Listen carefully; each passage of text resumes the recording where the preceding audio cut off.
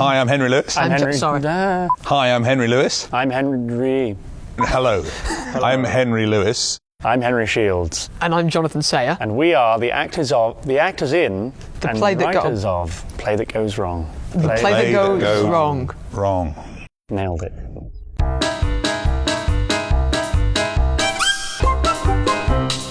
The Play That Goes Wrong was the first play that three of us had written together. We all met at LAMDA, which is a drama school in London. Once we left LAMDA, we lived together in a small flat in West London, and that's where we started to write the play. I think it's a great way to write with three people. It means we can troubleshoot each other's ideas, but also it's fantastic, I find, just if you have an idea and then someone says yes and kind of builds on that idea and then someone else builds on that idea. And that comes back to how the whole company works. All the scripts are workshopped by the whole team and kind of everyone builds on the ideas. A big inspiration for me this show was a guy called Michael Green. He wrote a book called The Art of Course Acting, which is a very funny book about sort of his experiences in amateur theatre. But then we also worked with a guy called Mark Bell at LAMDA, who did a lot of clown, Lecoq style as well. I think another thing that we like in comedy is, I think, inviting people to laugh at us as opposed to laugh with us. It's kind of the story of people overreaching themselves, just doing something that isn't really in their zone of capabilities. And I think that's what you have in this play. You have a story of 6 actors and 2 technicians who understand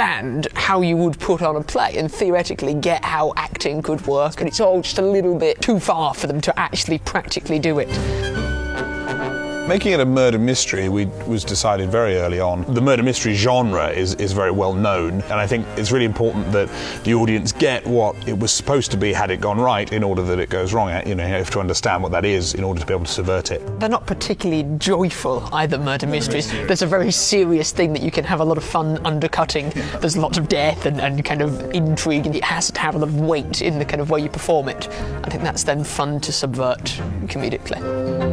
It was a one-act play when it went to Edinburgh and when it was in the pub in London, and it was just quite a small set, and we had a few tricks, but it was all stuff that you could do in a pub. That set, I think we built for about £300. In the pub, it was literally we got to a point where I was fixing it with like gaffer tape, and it was like paper mache, some of the walls, and you'd cover it every day with lots of layers of masking tape, and then you'd paint back over it. Whereas obviously here, the set is, it's this fantastic, wonderful, high production kind of level set. A change came when we went from being a one-act play to a 2-act play. When Kenny Wax, our producer, came on board, he said, if we're going to take this on tour, it's got to be bigger, it's got to be longer. So we wrote the second act, and we were very ambitious with it and said, what if we have a load of big stunts? What if there's a load of stuff that really collapses and smashes and things that we can do? I think all of us really enjoy trying new things and kind of going for things that are slightly ambitious. Dave does a lot of parkour. He's really good at jumping, flipping, taking hits and things like that, so all the slapstick stuff. Greg does a lot of kind of falling off the upper level and things like that are quite big hits. And we also had some circus training. At a certain point,